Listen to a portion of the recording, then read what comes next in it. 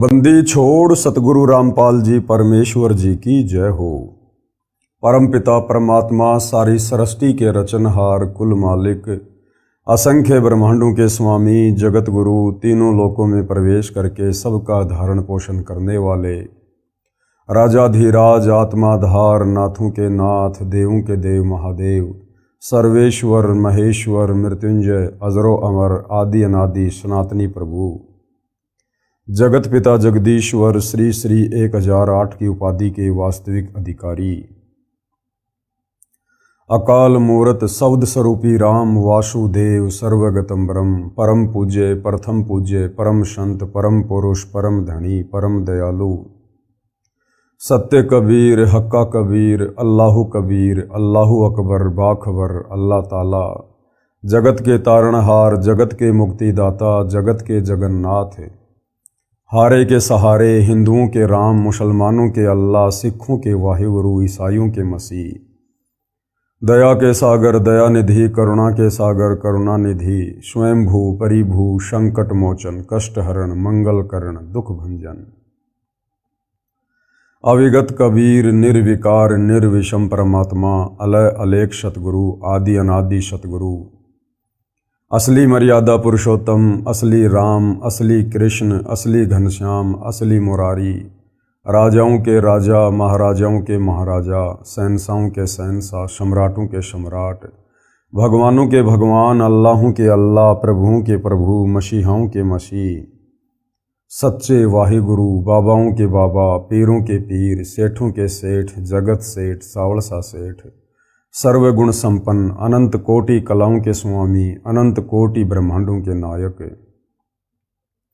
योगियों में महायोगी ध्यानियों में महाध्यानी सिद्धों में परम सिद्ध ज्ञानियों में तत्वज्ञानी ब्रह्म ज्ञानी महाज्ञानी परम ज्ञानी सर्वश्रेष्ठ ज्ञानी विज्ञानी युवा कबीर समर्थ कबीर असमवात अमित ओजा सच्चे रहनुमा करीम अल्लाह सुभान अल्लाह दुनिया के अंतिम पैगंबर 8 सितंबर 1951 से गांव धनाना जिला सोनीपत हरियाणा भारतवर्ष की पावन भूमि पे प्रकट रियल कल्कि भगवान श्री नारायण साकार हरि श्री बाबा साहेब नूर अनंत परमात्मा सच्चे दरवेश सच्चे बाखबर संत शिरोमणि सतगुरु रामपाल जी परमेश्वर जी के चरण कमल में आप और हम सभी भाई बहनों का अनंत कोटि दंडवत प्रणाम।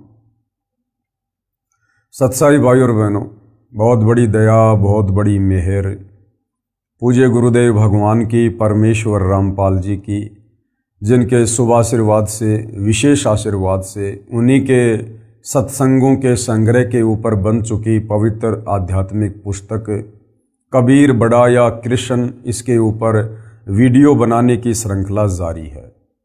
इसी श्रृंखला में आज हमारा ये 7वें नंबर का वीडियो है और प्रत्येक वीडियो में हमें भक्ति मार्ग को लेकर अध्यात्म को लेकर शास्त्रों की गूढ़ जानकारी को लेकर वो तमाम प्रकार की जानकारियाँ उपलब्ध हो रही हैं जो जानकारियाँ हम सदियों से प्राप्त नहीं कर पाए। ये आत्मा युगों युगों से परमात्मा की सतभक्ति के लिए भटक रही थी, परमेश्वर के दीदार के लिए तड़प रही थी, परंतु कुछ भी हासिल नहीं हुआ। क्यों? क्योंकि हमारे तत्व ज्ञानहीन नादान धर्मगुरुओं ने हमें शास्त्र अनुकूल भक्ति मार्ग वाला रास्ता नहीं दिखाया, क्योंकि वो स्वयं भटके हुए थे, उन्हें स्वयं तत्व ज्ञान नहीं था। और तत्व ज्ञान के बिना सृष्टि रचना को समझे बिना जाने बिना आप किसी भी धर्म के धर्म ग्रंथ का सारांश नहीं समझ सकते। यही कारण रहा सदियों से परमात्मा चाहने वाली आत्माएं भक्ति और भगवान से दूर रही और शास्त्रों के विरुद्ध साधना करते करते अंत में प्रेत योनि पाई, भूत योनि पाई और अपनी दुर्गति करवाई, 184 योनियों में भ्रम के भटक के। अब भाई और बहनों, सारी सृष्टि के सृजनहार कबीर परमेश्वर जी ने बहुत बड़ी रजा की है, दया की है। अपने विधान अनुसार परमेश्वर 8 सितंबर 1951 को गांव धनाना जिला सोनीपत हरियाणा भारतवर्ष की पावन भूमि पर प्रकट हुए हैं। तत्वदर्शी संत की जगत गुरु की भूमिका कर रहे हैं और सन 1994 से हमें आध्यात्मिक ज्ञान दे रहे हैं, भक्ति मार्ग बता रहे हैं, और सन 2000 से सर्व धर्मों के धर्मशास्त्रों से गूढ़ ज्ञान, गूढ़ जानकारी हमें उपलब्ध करवा रहे हैं, हमें आत्म कल्याण का मार्ग दिखा रहे हैं। तो भाइयों और बहनों, ये जो पवित्र पुस्तक कबीर बड़ा या कृष्ण है, ये सर्व धर्मों के, सर्व धर्मशास्त्रों के ज्ञान से प्रमाणित है। विशेषकर हिंदू समाज के भाई बहनों के लिए ये पुस्तक किसी वरदान से कम नहीं है। यदि आपने दिल थामकर, धैर्य के साथ, रुचि लेकर, निष्पक्ष भाव से इस पवित्र पुस्तक कबीर बड़ा या कृष्ण को पढ़ लिया या इस पर बन रहे तमाम वीडियो देख लिए, आपको पता चलेगा कि वास्तव में वो एक सर्वशक्तिमान परमेश्वर कौन है, जिन्होंने सर्व ब्रह्मांडों की रचना की है, जिसके अधीन ये सभी दैवीय शक्तियां हैं। तो भाइयों और बहनों, हमारा जो टॉपिक है वो चल रहा है जनता की अदालत में। जनता की अदालत में शास्त्रों को लेकर, भक्ति और भगवान को लेकर विषय चालू है। कबीर जी की तरफ से उनके वकील हैं सतगुरु रामपाल जी। हालांकि कबीर परमेश्वर स्वयं ही अपने वकील होते हैं, लेकिन यहाँ पर भगत समाज को समझाने की दृष्टि से हम सतगुरु रामपाल जी को कबीर जी के वकील के रूप में पेश कर रहे हैं, जैसा कि इस पुस्तक में लिखा हुआ है। दूसरी तरफ श्री कृष्ण जी के वकील हैं हिंदू धर्म के तमाम आचार्य, शंकराचार्य, गुरुजन। और इस मुकदमे में जो जज है वो जनता है, क्योंकि जनता शिक्षित है, पढ़ी लिखी है, सर्वशास्त्र उपलब्ध हैं। जनता अपनी आंखों से सारे प्रमाण देखकर स्वयं निर्णय करेगी कि वास्तव में कबीर बड़ा या कृष्ण।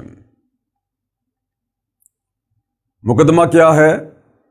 श्री कृष्ण जी के वकीलों ने, अर्थात हिंदू धर्म गुरुओं ने ये कहा है कि श्री कृष्ण अर्थात विष्णु ही सर्वशक्तिमान परमात्मा है। ये अविनाशी है, इनका जन्म और मरण नहीं होता है, इनके कोई माता पिता नहीं है, ये अजरो अमर है। और किसी भी हिंदू धर्म ग्रंथ में श्री कृष्ण उर्फ विष्णु से बढ़कर परमात्मा नहीं है, और इन्हीं की भक्ति करने का निर्देश है।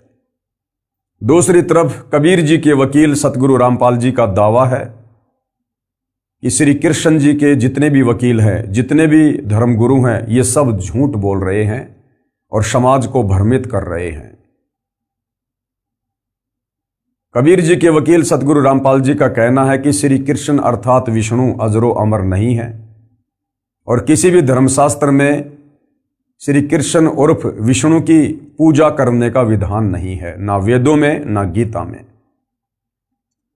और श्री कृष्ण उर्फ विष्णु के माता पिता हैं।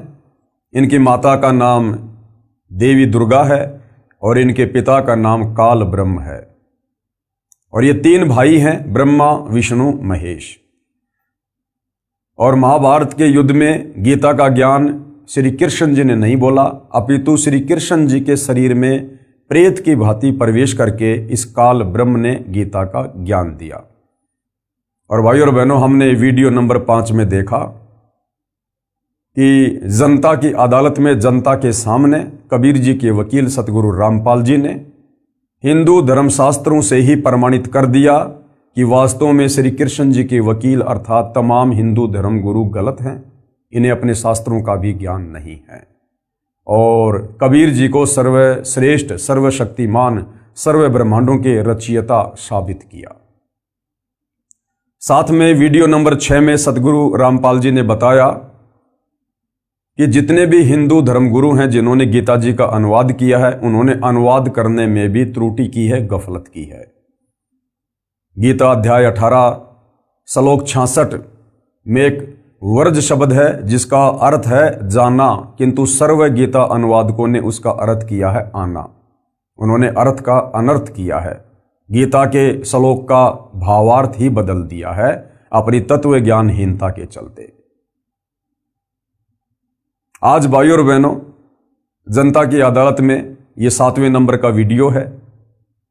इस वीडियो में कबीर जी के वकील सतगुरु रामपाल जी धर्मशास्त्रों से प्रमाणित कर रहे हैं कि पूजा के योग्य केवल एक ही परम शक्ति है, एक ही परमेश्वर है, वे हैं परम अक्षर ब्रह्म अर्थात सत्य पुरुष कबीर देव। तो भाई और बहनों, अब हम आगे बढ़ते हैं जनता की अदालत में। और कबीर जी के वकील सतगुरु रामपाल जी कह रहे हैं कि परम अक्षर ब्रह्म की भक्ति से पूर्ण मोक्ष होगा। श्री कृष्ण जी की भक्ति से अर्थात ब्रह्मा विष्णु महेश की भक्ति से, देवी देवताओं की भक्ति से, देवी दुर्गा की भक्ति से और काल ब्रह्म की भक्ति से भी पूर्ण मोक्ष नहीं है। साधक यहीं पर जन्म और मरण में रहेगा, लक 84 योनियों में भटकेगा, नरक का कष्ट भी भोगेगा, तपतशिला की पीड़ा भी भोगेगा। यदि जन्म मरण से छुटकारा चाहिए तो जो साधना हमारे धर्मशास्त्रों में वर्णित है, उस साधना के अनुसार साधक ने परम अक्षर ब्रह्म यानी कबीर देव की पूजा करनी पड़ेगी। उनकी भक्ति से ही हम परम शांति और शाश्वत स्थान सतलोक को प्राप्त करेंगे। तो किस प्रकार से सतगुरु रामपाल जी प्रमाणित कर रहे हैं? परम अक्षर ब्रह्म अर्थात कबीर परमेश्वर की भक्ति से पूर्ण मोक्ष होता है। और क्या कुछ कहा जा रहा है? काल ब्रह्म व देवताओं की भक्ति करके भी जीव का जन्म मरण का चक्कर समाप्त नहीं होता, क्योंकि ये स्वयं जन्म व मृत्यु के चक्कर में है। काल ब्रह्म यानी 21 ब्रह्मांड का स्वामी, ज्योति निरंजन, दुर्गा का पति, ब्रह्मा विष्णु महेश का पिता। इस काल ब्रह्म की भक्ति से, देवी दुर्गा की भक्ति से, अन्य देवताओं की भक्ति से जन्म मरण का कष्ट समाप्त नहीं होगा, क्योंकि ये खुद जन्म और मरण में है। गीता ज्ञानदाता ने गीता अध्याय 2 श्लोक 12, गीता अध्याय 10 श्लोक 2, गीता अध्याय 4 श्लोक 5 और 9 में खुद अपने जन्म और मृत्यु को स्वीकार किया है। तो इनकी भक्ति करने से साधक का जन्म मरण का चक्कर समाप्त नहीं हो सकता। संत गरीबदास जी ने परमेश्वर कबीर जी से प्राप्त ज्ञान को इस प्रकार बताया है। आदरणीय गरीबदास जी कौन थे? ये गांव छुडानी, जिला झज्जर, हरियाणा में हुए हैं लगभग 300 वर्ष पहले। इन्हें कबीर परमेश्वर सतलोक से चलकर गांव छुडानी के खेतों में मिले थे। इनकी आत्मा को शरीर से निकालकर सतलोक लेकर गए थे। इनका ज्ञान योग खोला, इन्हें सतलोक के सुखों से परिचित करवाया और 21 ब्रह्मांड में जितनी भी दैवीय शक्तियां हैं उन सब की स्थिति से परिचित करवाया। उसके बाद आदरणीय गरीबदास जी ने 24,000 वाणियों युक्त अमर ग्रंथ की रचना करवाई, जिसे सदग्रंथ साहिब भी कहते हैं, जिसे 5वां वेद सूक्ष्म वेद भी कहते हैं। और किस प्रकार से आदरणीय गरीबदास जी ने अपनी आंखों देखकर सतलोक की महिमा की है और कबीर परमेश्वर जी की महिमा की है कि उस सतलोक में कितना सुख है। और कबीर परमेश्वर की भक्ति से ही पूर्ण मोक्ष होता है। संत गरीबदास जी गांव छुडानी, हरियाणा की अमृतवाणी। तो आदरणीय गरीबदास जी क्या कह रहे हैं? मन तू चल रे सुख के सागर, जहां शब्द सिंधु रत्नागर। अपने ऊपर लेकर कह रहे हैं आप और हमें समझाने के लिए कि ऐ मेरे मन, इस काल के 21 ब्रह्मांड में क्यों धक्के खा रहा है? उस सुख सागर सतलोक में चल, जहां शब्द सिंधु रत्नागर। सिंधु यानी समुद्र, समुद्र में जाने के बाद चारों तरफ जल ही जल दिखाई देता है। इसी प्रकार सतलोक में जाने के बाद वहां केवल सुख ही सुख हैं, दुख का नामो निशान नहीं है। और यहां क्या हो रहा है इस काललोक में? कोटि जन्म तो ये मर्त्या हो गए, कुछ नहीं हाथ लग्या रे। करोड़ों जन्म, अरबों खरबों जन्म हमने यहाँ पर मनुष्य के प्राप्त कर लिए, देवी देवताओं के प्राप्त कर लिए। मरने के बाद हमारे हाथ में कुछ नहीं रहा, फिर से जन्म मरण में लक 84 योनियों में। और कुकर शुकर खरबया बोरे, लक 84 योनियों में जाकर फिर हम गधे कुत्ते सुअर बने, कौआ हंस बुगारे। फिर कह रहे हैं कोटि जन्म तू राजा के न्या और मिटी न मन की आशा। आदरणीय गरीबदास जी क्या कह रहे हैं? भाई करोड़ों बार तू राजा के जन्म प्राप्त कर चुका है, लेकिन फिर भी तेरी इच्छाओं का अंत नहीं हुआ। करोड़ों बार। अब भाई और बहनों विचार करो, हम कब से सतलोक से बिछोड़कर इस काल के लोक में सजा भोग रहे हैं, कष्ट भोग रहे हैं। आदरणीय गरीबदास जी कह रहे हैं कोटि जन्म तू राजा की न्या मिटी न मन की आशा। भाई और बहनों, एक साधारण मनुष्य जन्म हमें उस समय मिलता है जब हम लक 84 योनि का एक चक्कर काट लेते हैं। यानी गधे, कुत्ते, सूअर, पक्षी, सूक्ष्म जीव जंतु, बैक्टीरिया, मक्खी, मच्छर, जल के जीव, यानी लक 84 योनि का एक चक्कर काटने में हमें अरबों खरबों युग लग जाते हैं। उसके बाद हमें बड़ी मुश्किल से एक मनुष्य जन्म मिलता है परमेश्वर के विधान अनुसार। अब भाइयों और बहनों, करोड़ों मनुष्य जन्म जब हमें इस प्रकार से मिल जाते हैं, उसके बाद कहीं जाकर हमें एक उस मनुष्य जन्म में राजा का जन्म मिलता है। तो विचार करो भाइयों और बहनों, करोड़ों मनुष्य जन्म मिलने के बाद जब एक राजा का जन्म मिलता है, और हम कितनी बार हम राजा रह चुके हैं, कोटि जन्म यानी करोड़ों बार हम यहां राजा के जन्म प्राप्त कर चुके हैं। तो सोचिए आम मनुष्य के जन्म हम कितने अरबों खरबों प्राप्त कर चुके हैं, और एक मनुष्य जन्म लक 84 योनि भोगने के बाद तो सोचो भाइयों और बहनों, लक 84 योनियां तो हम इतनी बार भोग चुके हैं, गधे, कुत्ते, सूअर की जिसकी कोई गिनती ही नहीं है। और आज भी हम इसी काल के लोक में हैं। आज हमें गुरुदेव ने केवल मौका दिया है, मौका संभलने का, सुधरने का, अपनी भूल सुधार करने का, वापस सतलोक जाने का, भक्ति करने का। यदि आज हमने जरा सी त्रुटि कर दी, सतगुरु का वचन तोड़ दिया, या सतगुरु को अपने किसी भी कर्म के चलते नाराज कर दिया कि जिन बातन से गुरु दुख पावे उन बातों को दूर भगावे, तो भाइयों और बहनों, हम लक 84 योनि के किनारे खड़े हैं, दहलीज पे खड़े हैं। अभी हम सतलोक में नहीं हैं, काल के 21 ब्रह्मांड में हैं। सावधानी हटी, दुर्घटना घटी। तो ये इतना सारा ज्ञान देने का, ये बड़े बड़े शास्त्र लिखने का, दिन रात गुरुदेव ने जो संघर्ष किया है पिछले 30 वर्षों से, केवल इसलिए कि हम आत्माएं अब वो गलती ना करें जो गलतियां हम युगों युगों से सतगुरु की शरण में आने के बाद भी करते आ रहे हैं, गुरु को मानुष मानकर भक्ति करने वाली। तो अब भाइयों और बहनों, सिर धड़की बाजी है। कोटि जन्म तू राजा की ना मिटी न मन की आशा। परमात्मा कहते हैं भाई करोड़ों बार तू राजा के जन्म प्राप्त कर चुका है, और राजा के जन्म में तो तेरे पास में सारा ठाट बाट होता है, सारा सुख होता है, और उस राजा के जन्म में भी तेरी इच्छाओं का कभी दमन नहीं हुआ, तेरी इच्छाओं का अंत नहीं हुआ। तो नालायक, आज तो तू एक साधारण सा व्यक्ति है, हैंड टू माउथ है, कोई मजदूरी करता है, कोई किसानी करता है, कोई खेती करता है, बड़ी मुश्किल से जीवन यापन करता है।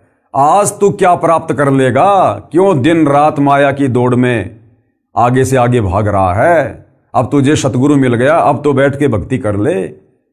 जब तूने राजाओं के जन्म में कोई वो किला नहीं तोड़ा, अब तू इस दारिद्र वाले जीवन में, सामान्य व्यक्ति वाले जीवन में तू कौन सा रावण बन जाएगा, कौन सा तू धनपति बन जाएगा? और ये धनपति ये भी सतगुरु की भक्ति ही बनाएगी, अन्यथा जो हमारे भाग्य में है हमें केवल वही मिलेगा, चाहे हम कितने पैर क्यों ना पटक लें। तो परमेश्वर हमें समझा रहे हैं प्यार से, प्रेम से, कि भाई अब इस तत्व ज्ञान को समझकर अपनी इच्छाओं का दमन कर, इस काल लोक की भाग दौड़ में मत भाग, दुनिया को देख के मत भाग। उसके पास में बड़ी कोठी, उसके पास में बड़ी कार, उसका बेटा नौकरी लग गया, उसके पास इतने प्लाट, उनको करने दे, अंत में यही छोड़ के जाएंगे। अगले जन्म में गधे बन के, कुत्ते बन के, सूअर बन के उन कोठियों के आसपास में मंडराएंगे, उस कार के नीचे छाया में भी ढंग से उन्हें कोई नहीं बैठने देगा। तो तत्व ज्ञान देकर गुरु हमारी बंद बुद्धि के दरवाजे खोलते हैं कि शांत हो जा, धैर्य से काम ले, विवेक से काम ले, इन सुखों की इच्छा तू सतलोक में कर। यहां के तो सुख सारे थोथे हैं, जैसे एक नमक की बोरी और एक खांड की बोरी, दोनों का रंग सेम, दोनों का रंग बिल्कुल सेम, लेकिन नमक कितना खारा होता है और खांड कितनी मीठी होती है। तो ऐसी सृष्टि सतलोक में है, लेकिन वहां सब कुछ नूर से बना हुआ है। वहां की धरती नूर की है, वहां के इंसान नूर के हैं, वहां सर्व सुख हैं, सारी भोग विलास की वस्तुएं हैं। यहां की तरह वहां लड़ाई झगड़ा, राग द्वेष, ईर्ष्या, छल कपट, चोरी जारी, रिश्वत, धक्का मुक्की, धोखाधड़ी ये नहीं है। तो परमेश्वर हमें वहां ले जाना चाहते हैं, ये ज्ञान समझाकर। कोटि जन्म तू राजा की न मिटी न मन की आशा, और भिक्षुक होकर दर दर हांड्या मिला न निर्गुण रासा। और बहुत सारे जन्मों में तू साधु संत बनकर भगत बनकर तूने परमात्मा प्राप्ति के लिए भी कठिन प्रयत्न किए, लेकिन तुझे वो निर्गुण रासा अर्थात मोक्ष मार्ग नहीं मिला। अब मिला है तो अब तू गफलत कर रहा है, तो फिर भाई कैसे बात बनेगी। फिर क्या कह रहे हैं आदरणीय गरीबदास जी, इंद्र कुबेर ईश की पदवी और ब्रह्मा वरुण धर्मराया, विष्णुनाथ के लोक को जाकर तू बहुर वापस आया। कि हे मन, ये काल जब तू मनुष्य जन्म प्राप्त करता है तो तेरे 3 इंजेक्शन लगवा देता है, रजगुण ब्रह्मा का, सतगुण विष्णु का, तमगुण शंकर का, और तू अपनी तमाम याददाश्त को खो बैठता है कि मैं पूर्व जन्म में क्या था, कहाँ था, मैं राजा भी रह चुका हूं, मैं देवता भी रह चुका हूं, मैं ब्रह्मा विष्णु महेश के पद को भी प्राप्त कर चुका हूं। तो अब हमें सतगुरु याद दिला रहे हैं कि हे मन, तू देवताओं का राजा इंद्र भी रह चुका है, तू धन का देवता कुबेर भी रह चुका है, और ईश की पदवी यानी ब्रह्मा विष्णु महेश के पद भी तू प्राप्त कर चुका है। ब्रह्मा वरुण धर्मराया और विष्णुनाथ के पुर को जाकर और विष्णु भगवान के लोक में जाकर भी तू वापस आ चुका है, बहुर अपूठा आया। यानी तूने इस मनुष्य जन्म में इस पृथ्वी पर भक्ति करके काल की, या कभी सतगुरु आए उनसे उपदेश लेकर टूटी फूटी भक्ति की, बीच में छोड़ दी, उस भक्ति के प्रतिफल में तू ऊपर के लोकों में देवपद भी प्राप्त कर चुका है, लेकिन फिर भी तेरी इच्छाओं का अंत नहीं हुआ, तुझे वो परमात्मा नहीं मिला, तुझे वो भक्ति मार्ग नहीं मिला जो तुझे पूर्ण मोक्ष प्रदान करवा दे, और यदि मिला तो उस पर तू नहीं रुक पाया। तो कहने का मतलब है कि अब तुझे मौका मिला है, अब तुझे परमात्मा ने फिर से सुअवसर दिया है, तेरे ऊपर मेहरबान हुए हैं, अब इस मौके को मत चूक, इस ज्ञान को आधार बना। फिर क्या कह रहे हैं, असंख्य जन्म तो ये मरत्या होगे, जीवित क्यों ना मरे रे, और 12 मध्य महल मठ बोरे, बहुर ना दे धरे रे। गरीबदास जी कह रहे हैं असंख्य जन्म तो ये मरते होंगे और जीवित क्यों ना मरे रे, कि हर बार तू मनुष्य जन्म प्राप्त करता है, हर बार तेरी मृत्यु होती है, और तेरा जोड़ा जाड़ा धन, तेरा परिवार, तेरी संपत्ति यहीं पर रह जाती है, तू हाय हाय करता हुआ मर जाता है। यहीं पर किसी न किसी धन में, बेटा में, बेटी में, पोता में, पोती में तेरी आस्था रह जाती है, और तू यहीं पर वापस गधा कुत्ता शुअर बनकर घूमता रहता है। अब गरीबदास जी कह रहे हैं भैया तुझे तत्व ज्ञान मिल गया, तुझे सतगुरु मिल गया, अब तू जीवित मरना सीख ले। अब तुझे गुरु ने सतलोक से इस काल लोक की तुलना करके दिखा दी कि ये तो खोकापुर है, खोकापुर, यहां कुछ नहीं है सिवाय कष्टों के, दुखों के, पीड़ाओं के, जन्म और मरण के, लग 84 योनियों के। तो अब तू जीवित मर जा, यानी इस काल लोक की किसी भी वस्तु की डिमांड अपने हृदय में मत रख, अपने सतगुरु से मत कर। और भक्ति करने के लिए इस गंदे लोक में जब तक तेरी श्वास है तब तक जीवित रहने के लिए तुझे जिन जिन वस्तुओं की आवश्यकता होगी, तेरा सतगुरु समय से पहले तेरे सामने लाके खड़ी कर देगा। इसलिए अब तू अपना टारगेट केवल मोक्ष प्राप्ति बना और जीवित मर जा। कोई तुझे गाली दे, कोई तेरे साथ मार पिटाई करे, कोई तेरे ऊपर मुकदमा करे, कोई तुझे गुंडा कहे, भुंडा कहे, सब सहन कर। क्यों? क्योंकि ये तेरा अंतिम मनुष्य जन्म है। और भाइयों और बहनों, आप और हमारे में से यदि किसी को यह पता चल जाए, हमें दिखा दिया जाए भविष्य के दर्पण में कि भैया 24 घंटे बाद कल रात्रि 9 बजे तेरी मृत्यु है, तू संसार छोड़कर जाएगा, और उसको भी बिल्कुल कन्फर्म हो जाए कि हाँ 24 घंटे बाद मेरी मृत्यु है।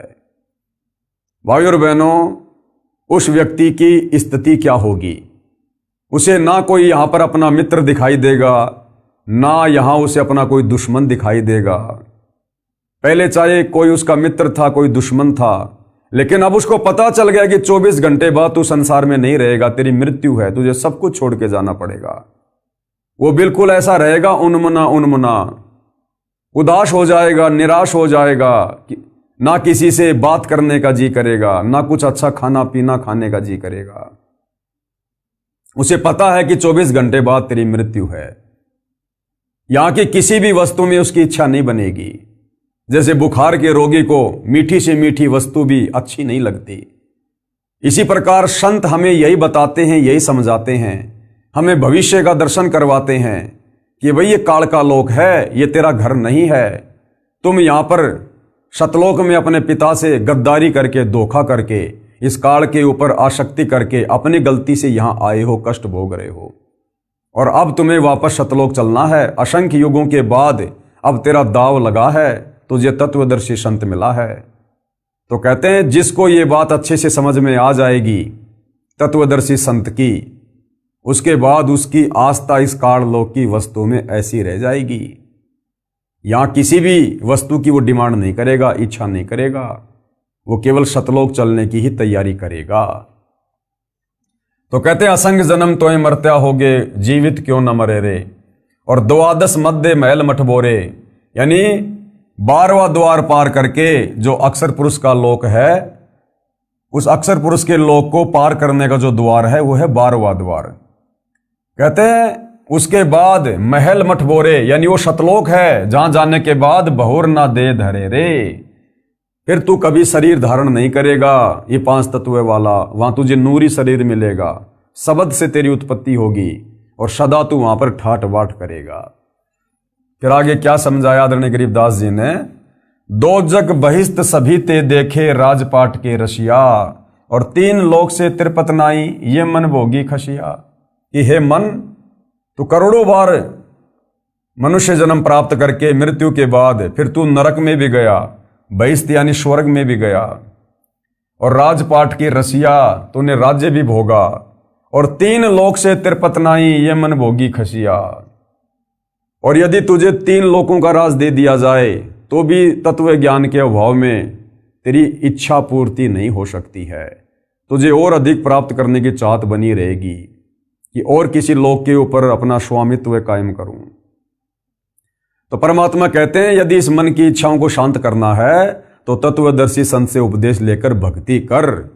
सुमरण से, भक्ति से, दान धर्म से इन इच्छाओं का अंत होगा, और ये अंत हुए बिना हम सतलोक नहीं जा सकते, वहां के सुख नहीं भोग सकते। जब तक हम काल लोक के सुखों को नहीं त्यागेंगे हृदय से, दिल से, तब तक हम सतलोक के वास्तविक सुखों को प्राप्त करने के अधिकारी नहीं बनेंगे। फिर क्या कहा, सतगुरु मिले तो इच्छा मेटे, पद मिल पदय समाना, चल हंसा उस लोक पठाऊं जो आदि अमर अस्ताना। ये इच्छाएं कैसे समाप्त होंगी? सतगुरु मिले तो इच्छा मेटे। सतगुरु हमें तत्व ज्ञान देगा, हमें काल लोक से सतलोक की तुलना करके दिखाएगा, यहां के दुखों से परिचित करवाएगा, सतलोक के सुखों से अवगत करवाएगा। जो जो महापुरुष सतलोक में जाकर आए हैं हमें उनकी जीवनी से परिचित करवाएगा,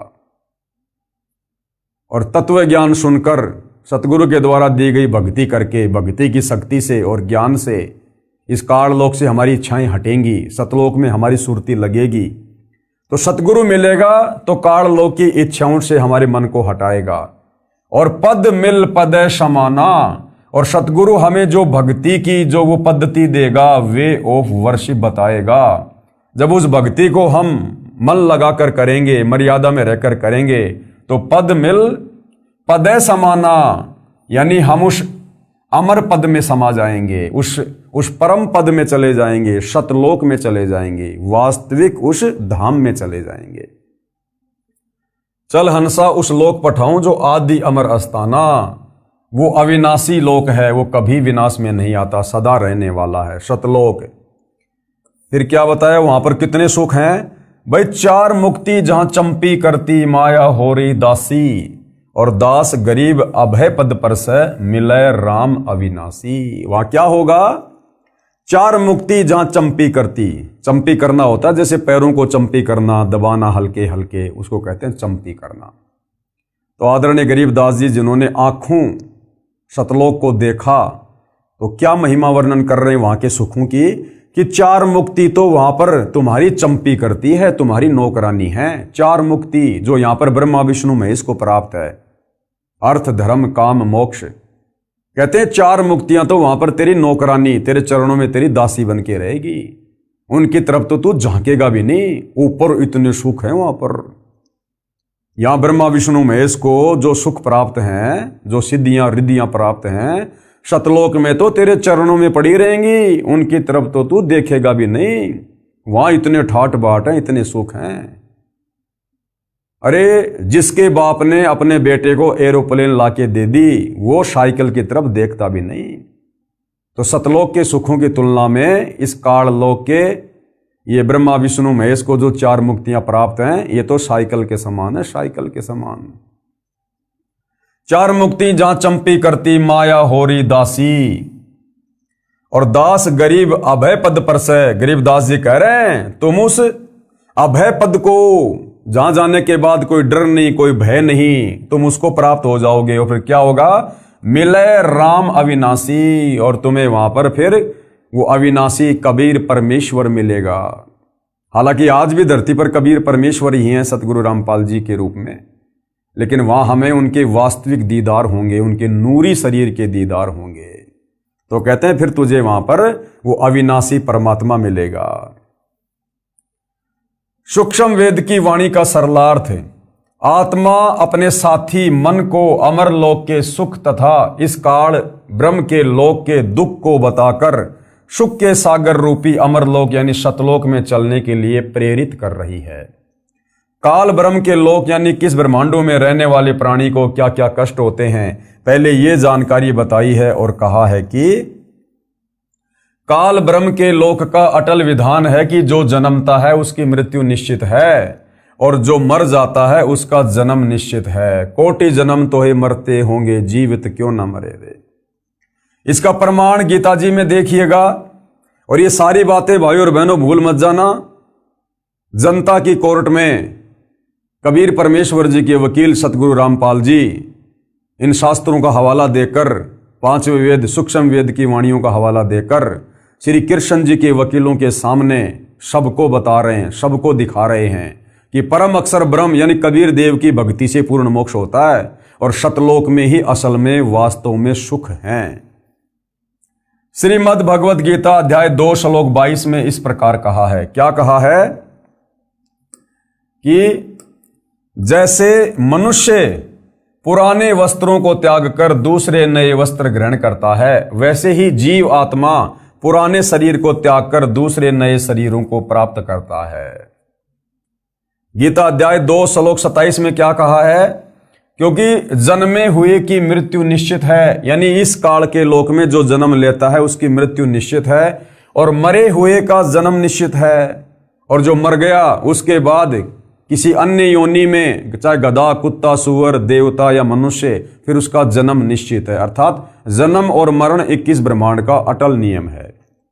इसलिए बिना उपाय वाले विषय में तू शोक करने के योग्य नहीं है।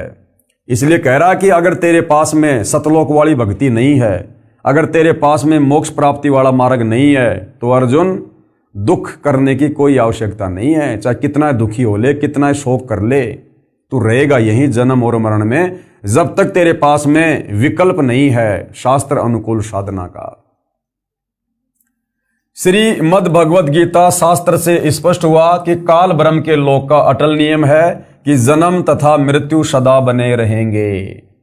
जैसे गीता अध्याय 2 श्लोक 12 में भी कहा है कि हे अर्जुन, तू और मैं यानी गीता ज्ञानदाता तथा ये सर्व राजा लोग पहले भी जन्मे, ये आगे भी जन्मेंगे। यानी गीता ज्ञानदाता हिंदू भाइयों के अनुसार उनका श्री कृष्ण और विष्णु, और रियल में ये ब्रह्म काल ब्रह्म कह रहा है कि यहां तो भाई तेरी भी जन्म और मृत्यु है अर्जुन, मेरी भी जन्म और मृत्यु है। और ये जितने भी राजा लोग जो महाभारत के युद्ध में खड़े हैं, ये पहले भी थे, यानी पहले भी इनका जन्म हुआ था, आज भी ये यहां पर खड़े हैं और आगे भी इनका जन्म होगा। यानी किस ब्रह्मांड में जन्म और मृत्यु निश्चित है, यहां के भगवान की भी और उसके भक्तों की भी। गीता अध्याय 4 श्लोक 5 में गीता ज्ञानदाता ने कहा है कि हे अर्जुन, तेरे और मेरे बहुत जन्म हो चुके हैं, तू उन सब को नहीं जानता, मैं जानता हूं। गीता ज्ञानदाता कौन? काल ब्रह्म गीता का ज्ञान देते समय अर्जुन को कह रहा है अपनी जन्म और मृत्यु के बारे में। गीता अध्याय 4 श्लोक 5 में गीता ज्ञानदाता ने कहा है। अब गीता ज्ञानदाता चाहे श्री कृष्ण जी को समझो, चाहे काल ब्रह्म को समझो, क्या कह रहा है कि हे अर्जुन, तेरे और मेरे बहुत जन्म हो चुके हैं, उन सबको तू नहीं जानता, मैं जानता हूं। अर्थात गीता ज्ञान देने वाला भगवान भी जन्म और मरण में है।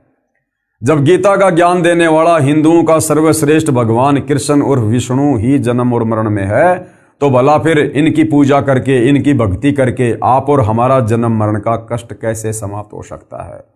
और यदि मनुष्य जन्म प्राप्त करके जन्म मरण का कष्ट समाप्त नहीं हुआ तो फिर हमारा मोक्ष कैसे होगा? फिर गीता अध्याय 10 श्लोक 2 में गीता ज्ञानदाता ने यह भी स्पष्ट किया है कि मेरी उत्पत्ति को न तो ऋषिजन जानते हैं, ना देवता जानते हैं, क्योंकि ये सब मेरे से उत्पन्न हैं।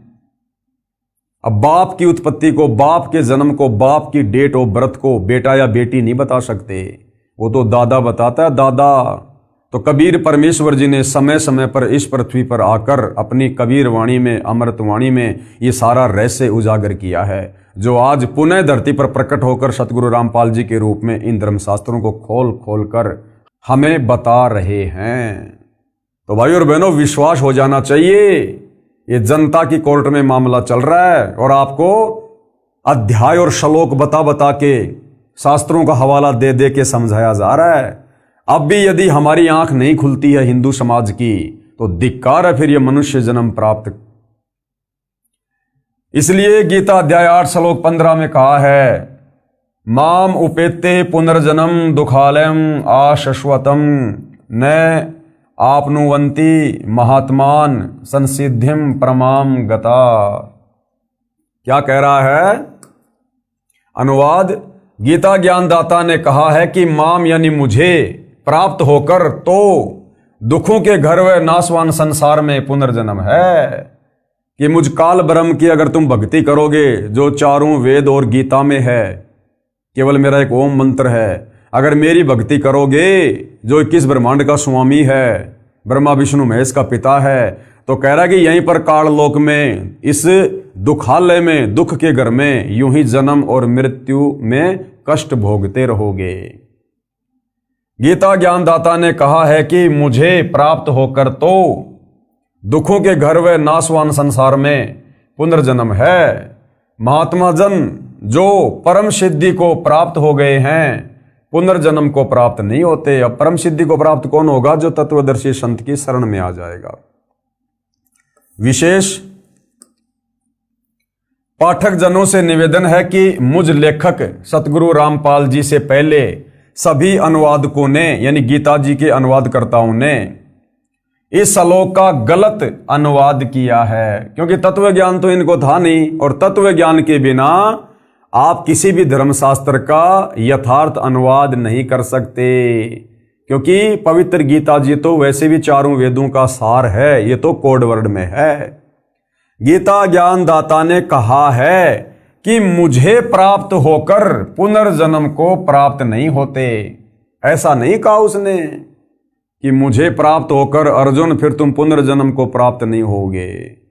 ये तो खुद ही जन्म और मरण में है, फिर इसकी भक्ति करके हम भला पुनर्जन्म में क्यों नहीं आएंगे? विचार करें, पहले लिखे अनेकों गीता के श्लोकों में आप जी ने पढ़ा कि गीता ज्ञानदाता ने स्वयं कहा है कि मेरे तथा तेरे अनेकों जन्म हो चुके हैं। गीता अध्याय 2 श्लोक 12, गीता अध्याय 10 श्लोक 2, गीता अध्याय 4 श्लोक 5 और 9 में खुद गीता ज्ञानदाता अपनी जन्म और मृत्यु स्वीकार कर रहा है। जब ये पहले के श्लोकों में अपनी जन्म और मृत्यु स्वीकार कर रहा है, तो फिर आगे भला इस श्लोक में ये कैसे कह सकता है कि मुझे प्राप्त होकर फिर पुनर्जन्म नहीं होता? फिर भी इस श्लोक का ये अर्थ करना कि मुझे प्राप्त महात्मा का पुनर्जन्म नहीं होता, गीता की यथार्थता के साथ खिलवाड़ करना तथा अर्थों का अनर्थ करना मात्र है। परमात्मा के दोषी बने हैं, परमात्मा के दोषी, भगत समाज को भ्रमित करके, शास्त्रों का यथार्थ अनुवाद ना करके। सूक्ष्म वेद की अमृतवाणी का भावार्थ है, वाणी का सरलार्थ, आत्मा और मन को पात्र बनाकर संत गरीबदास जी ने संसार के मानव को समझाया है, कहा है कि ये संसार दुखों का घर है, इससे भिन्न एक और संसार है सतलोक, जहां कोई दुख नहीं है, वह शाश्वत स्थान है, अर्थात सनातन परम धाम यानी सतलोक जो कभी नष्ट नहीं होता, वह सुख सागर है तथा वहां का प्रभु अविनाशी परमेश्वर भी सुखदायी है जो उस सुख सागर में निवास करता है। सुख सागर अर्थात अमरलोक की संक्षिप्त परिभाषा बताई है, यानी सतलोक में क्या है, कितने सुख हैं वहां पर। शंखों लहर मेहर की उपजय, कहर नहीं जा कोई, दास गरीब अचल अविनाशी, सुख का सागर सोई। शंखों लहर मेहर की उपजय, शंखों यानी गिनती नहीं, इतना वहां पर सुख है, सुख की लहर है वहां पर। जैसे समुद्र में पानी की लहरें होती है ना, वो कभी समाप्ति नहीं होती, इसी प्रकार सतलोक में इतना सुख है, इतना वैभव है, इतना विलास है, जिस प्रकार समुद्र में लहरें होती हैं। शंखों लहर मेहर की उपजय, कहर नहीं जा कोई, और दास गरीब अचल अविनाशी, सुख का सागर सोई। वास्तव में वो सतलोक ही स्थायी स्थान है और सुख का सागर है, उसके अलावा और कोई सुख का सागर है ही नहीं। अक्षर पुरुष के 7 संग ब्रह्मांडों में और काल के 21 ब्रह्मांडों में सुख नाम की चीज नहीं, केवल नाम है सुख, लेकिन वस्तु यहां सुखदायक नहीं है। भावार्थ, जिस समय मैं अकेला होता हूं, यानी पूज्य गुरुदेव भगवान अपने ऊपर उदाहरण पेश कर रहे हैं। हालांकि ये तो परमेश्वर हैं, परमात्मा हैं, सुख के सागर हैं, इनका तो सबके प्रति समदृष्टि भाव रहता है, इनमें राग द्वेष ईर्ष्या किसी भी प्रकार का कोई रजोगुण तमोगुण सतोगुण कुछ भी नहीं होता है, ये निर्मोही परमात्मा है। लेकिन आप और हमें भक्ति मार्ग को समझाने के लिए अपने ऊपर उदाहरण पेश कर रहे हैं। जिस समय मैं अकेला होता हूं तो कभी कभी ऐसी हिलोर अंदर से उठती है, उस समय सब अपने से लगते हैं। चाहे किसी ने मुझे कितना ही कष्ट दे रखा हो, उसके प्रति द्वेष भावना नहीं रहती, सब पर दया भाव बन जाता है। ये स्थिति कुछ मिनट ही रहती है, उसको मेहर की लहर कहा जाता है।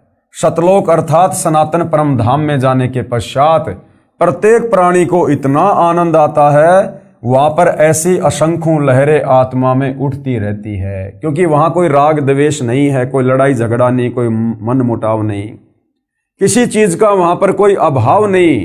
भाई मन में राग द्वेष ऊंच नीच का भाव तो उस समय आएगा जब कोई गरीब होगा, कोई अमीर होगा, और उन अमीरों के सुखों को देखकर वो गरीब आदमी ना जाने अपने मन में क्या क्या सोचेगा। तो ये ऊंच नीच का भाव, राग द्वेष का भाव उस समय उत्पन्न होता है जहां पर समानता नहीं होती है।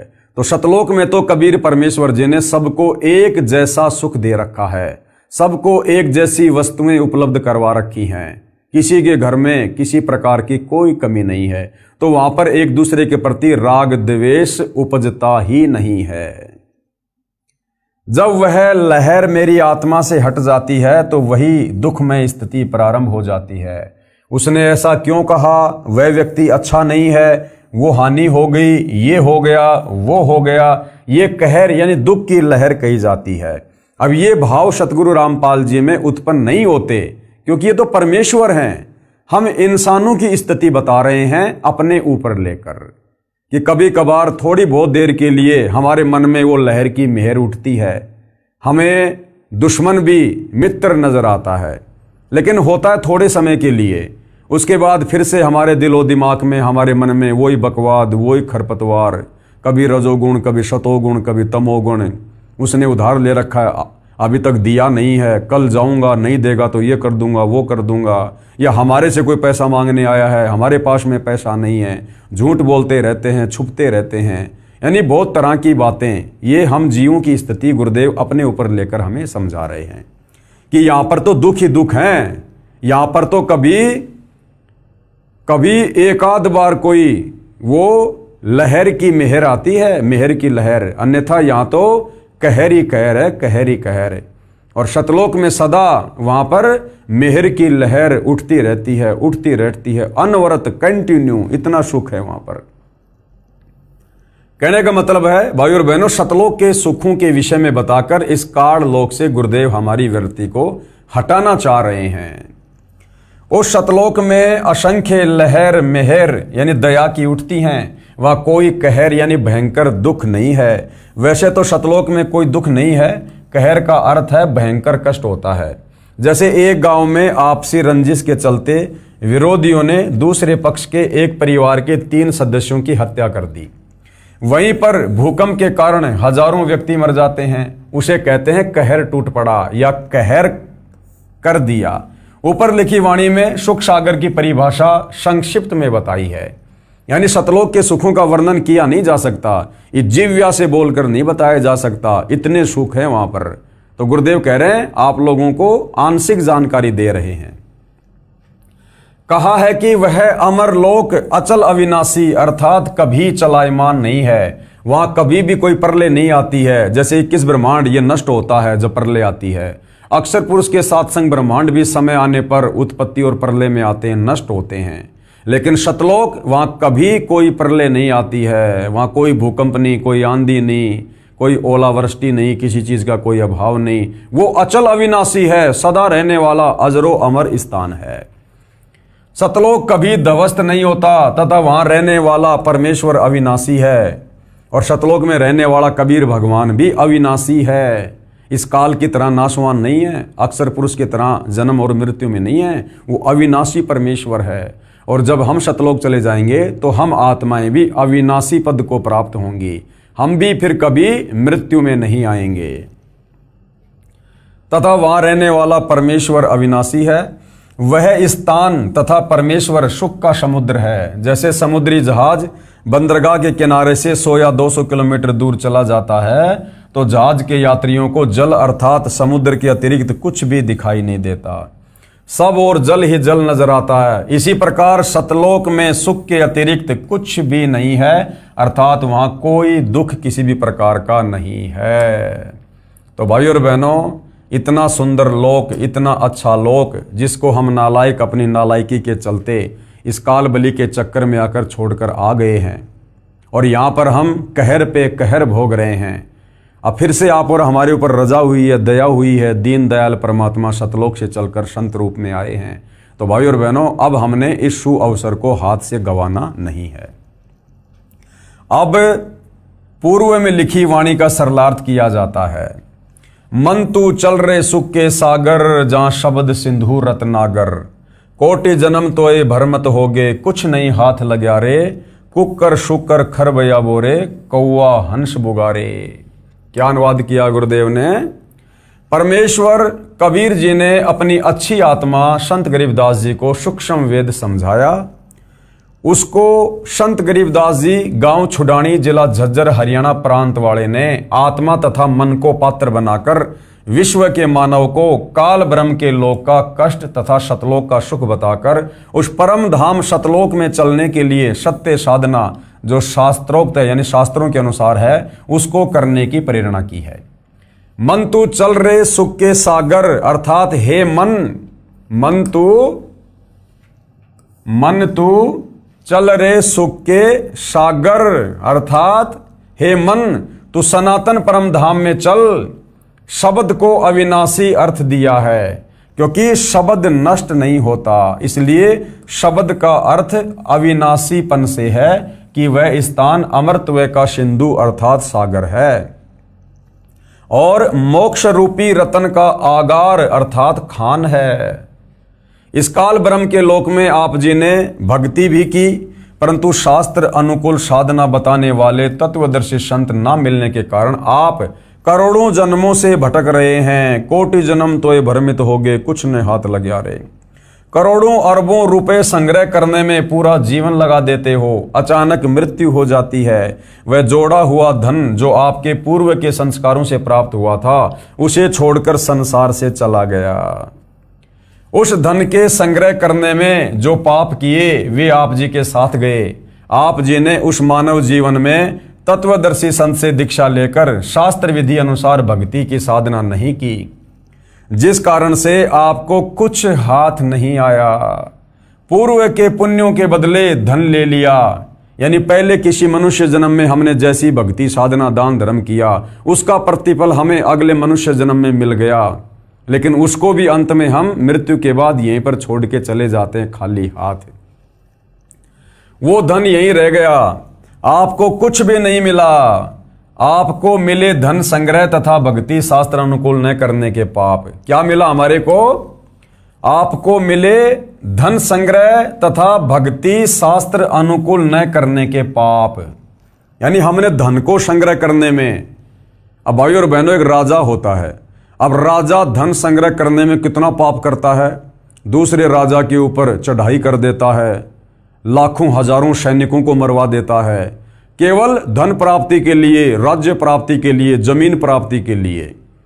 जनता के ऊपर तरह तरह के टैक्स लगा देता है। जनता बेचारी कितनी परेशान हो जाती है, दुखी हो जाती है, राजा को बद्दुआ देती है, गालियां देती है, आत्मा दुखी होती है उनकी जब उनके साथ में न्याय नहीं होता है।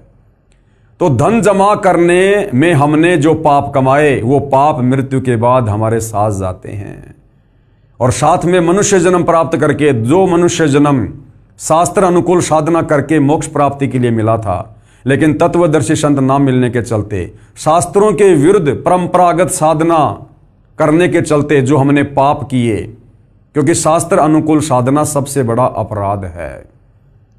तो शास्त्र विरुद्ध साधना करके, परमेश्वर को दुखी करके, मनुष्य जन्म को बर्बाद करके हमने जो पाप कमाए, फिर अंत में शरीर छूटने के बाद वो पाप हमारे साथ जाएंगे। आपको मिले धन संग्रह तथा भक्ति शास्त्र अनुकूल ना करने के पाप, जिसके कारण आप कुकर यानी फिर हम क्या क्या बने? कुत्ता, खर यानी गधा, सुकर यानी सुअर, और कौवा, काग पक्षी, हंस एक पक्षी जो केवल सरोवर में मोती खाता है, बुगा यानी बुगला पक्षी, आदि आदि की योनियों को प्राप्त करके कष्ट उठाया। तत्वदर्शी संत ना मिलने के कारण ये आत्मा इतने कष्ट उठाती है काललोक में। फिर आगे क्या बताया है पूज्य गुरुदेव भगवान ने?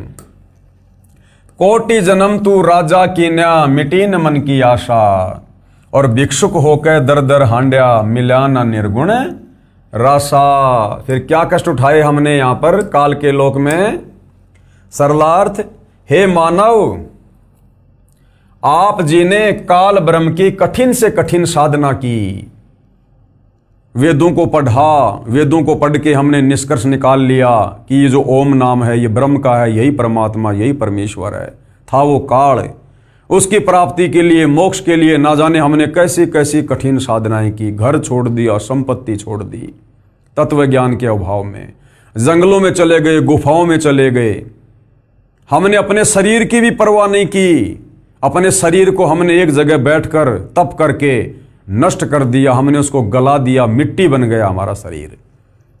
भाई और बहनों, ये बातें बिल्कुल सत्य हैं, ये गलत नहीं है, लेकिन उसके बावजूद भी हमें परमात्मा नहीं मिला, क्योंकि हमारा भक्ति का मार्ग सही नहीं था, शास्त्रों के अनुसार नहीं था। हमें कोई तत्वदर्शी संत नहीं मिला, जिस कारण से हमने अपने शरीर की भी परवाह नहीं की, शरीर भी हमने गला दिए, नष्ट कर दिए, कि हमें मोक्ष मिल जाए, हमें भगवान मिल जाए, हमारा जन्म मरण से छुटकारा हो जाए। ऐसी ऐसी कठिन साधनाएं, घोर साधनाएं आप और हमने युगों युगों की है, असंख्यों बार की है। आप जो एक छोटा सा वीडियो दिखाता हूं वर्तमान का। वर्तमान में हरियाणा में कोई गांव है, वहां पर शास्त्र विरुद्ध साधना कर रहा एक साधु है, जो मनमुखी साधना कर रहा है, पाखंड साधना कर रहा है, शास्त्रों के विरुद्ध साधना कर रहा है, हठ योग कर रहा है, तप कर रहा है, और पिछले 5 वर्षों से वो अपने पैरों पर खड़ा है, यानी जमीन से वो पैर नहीं हटाता 5 वर्षों से, और कह रहा है कि मैं 10 साल तक ये साधना करूंगा, और उसके बाद क्या होगा? उसके बाद मुझे शंकर जी के दर्शन होंगे, यानी जो भी उसका इष्ट देव है कि वो मुझे दर्शन देंगे। अगर उसने दर्शन दे भी दिए तो क्या मिलेगा भाई और बहनों? क्या मिलेगा? वो कह रहा है कि मुझे 10 साल के बाद में, ऐसी घोर साधना करने के बाद, आप ये वीडियो देखिए एक बार भाई और बहनों, इनके पैरों की क्या हालत हो रही है। अभी तो इनकी साधना 5 साल और बाकी है। 5 साल में इनके पैरों की क्या हालत होगी, हाथी जैसे पांव हो गए। इनके सेवक दिन रात इनके पांव में दवाई लगाते रहते हैं, तेल लगाते रहते हैं, पीड़ा बहुत ज्यादा हो रही है। और इस नादान को अपने शरीर की भी चिंता नहीं है कि इसमें कोई कीड़े पड़ जाएंगे, कोई मवाद पड़ जाएगी, पैर खराब हो जाएगा, कैंसर हो जाएगा, कोई परवाह नहीं कर रहा। ये ऐसे ही आप और हमने युगों युगों भाई और बहनों इस शरीर को ऐसे ही हमने कष्ट दिया है तत्व ज्ञान के अभाव में, ये सोचकर कि मुझे मोक्ष मिलेगा, मेरे इष्ट के दर्शन होंगे, लेकिन अंत में कुछ भी हाथ नहीं लगा। भिक्षुक होकर दर दर हांड्या, मिला ना निर्गुण राशा। निर्गुण राशा यानी वो मोक्ष वाला मार्ग नहीं मिला हमें। अभी तो इसकी 5 साल बाकी हैं इस साधना की, इस पाखंड पूजा की। और कह रहा कि मुझे 10 साल बाद जब मेरी साधना समाप्त होगी, मुझे मेरे इष्ट भगवान शंकर दर्शन देंगे। अब भाई और बहनों, अगर इस भाई को तत्व ज्ञान होता, सच्चा सतगुरु अगर इसके भाग्य में होता, और देखो वो वाणी बिल्कुल सत्य है कि सकल पदार्थ है जग माही, भाग बिना नर पावत नाही, कर्महीन नर पावत नाही। हरियाणा में ही परमपिता परमात्मा कबीर साहब सतगुरु रामपाल जी के रूप में आए हुए हैं, और ये भाई भी हरियाणा में ही है, फिर भी इसका मेल परमात्मा से नहीं हो रहा है, क्योंकि कर्महीन है, इसके भाग्य में परमात्मा नहीं है, मोक्ष नहीं है। और कह रहा जब मेरी साधना 10 साल पूरी हो जाएगी, मैं अपने इष्ट शंकर जी के दर्शन करूंगा। अब आप और हमें पता है भाई और बहनों, आज गुरुदेव ने हमारी आंखें खोल दी, वरना हमने भी असंख्य जन्म ऐसे डले ढोए शास्त्र विरुद्ध साधना करके। अब ये शंकर जी के 10 साल बाद दर्शन करके क्या प्राप्त कर लेगा। जब गीता जी हवाला दे रही है कि श्री कृष्ण उर्फ विष्णु, अर्थात ये तीनों भाई हैं ब्रह्मा विष्णु महेश, जब ये तीनों नाशवान हैं, जन्म और मरण में हैं, इनका भी मोक्ष नहीं है, तो उस शंकर का दर्शन करके ये क्या प्राप्त कर लेगा। रहना तो जन्म मरण में है, लक 84 में है।